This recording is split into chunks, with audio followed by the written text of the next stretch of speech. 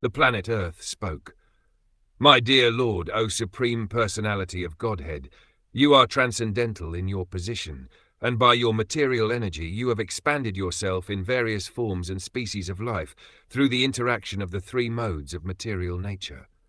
Unlike some other masters, you always remain in your transcendental position and are not affected by the material creation, which is subject to different material interactions. Consequently, you are not bewildered by material activities. After King Prithu gave his royal command, the planet Earth in the shape of a cow could understand that the king was a directly empowered incarnation of the Supreme Personality of Godhead. Consequently, the king knew everything past, present, and future. Thus, there was no possibility of the Earth's cheating him. The Earth was accused of hiding the seeds of all herbs and grains, and therefore she is preparing to explain how the seeds of these herbs and grains can be again exposed. The Earth knew that the king was very angry with her, and she realized that unless she pacified his anger, there was no possibility of placing a positive program before him. Therefore, in the beginning of her speech, she very humbly presents herself as a part and parcel of the Supreme Personality of Godhead's body. She submits that the various bodily forms manifest in the physical world are but different parts and parcels of the supreme gigantic body. It is said that the lower planetary systems are parts and parcels of the legs of the Lord, whereas the upper planetary systems are parts and parcels of the Lord's head. The Lord creates this material world by his external energy, but this external energy is in one sense not different from him. Yet at the same time, the Lord is not directly manifest in the external energy, but is always situated in the spiritual energy. As stated in Bhagavad Gita, Mayadhyakshena Prakriti, material nature is working under the direction of the Lord. Therefore, the Lord is not unattached to the external energy, and he is addressed in this verse as Guna Atma, the source of the three modes of material nature. As stated in Bhagavad Gita, Nirgunam Guna Bhoktrika, although the Lord is not attached to the external energy, he is nonetheless the master of it. The philosophy of Lord Caitanya, upholding that the Lord is simultaneously one with and different from his creation, is very easily understandable in this connection. The planet Earth explains that although the Lord is attached to the external energy, he is nirduta.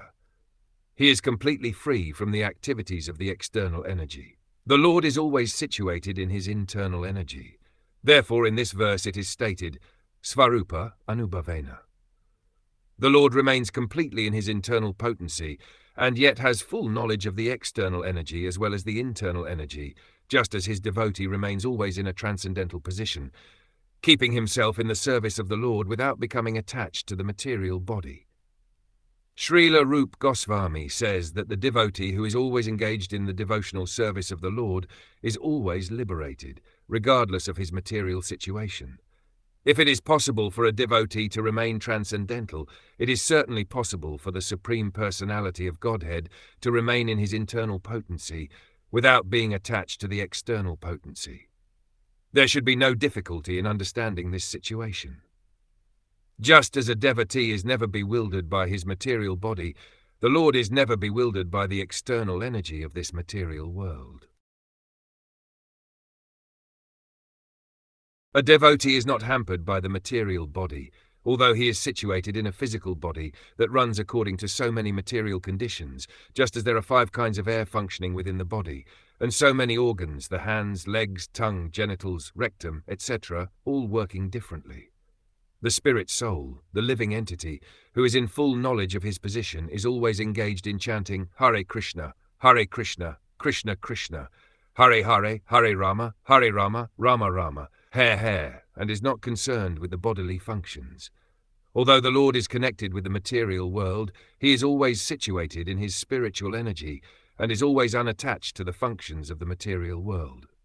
As far as the material body is concerned, there are 6 waves, or symptomatic material conditions: hunger, thirst, lamentation, bewilderment, old age, and death.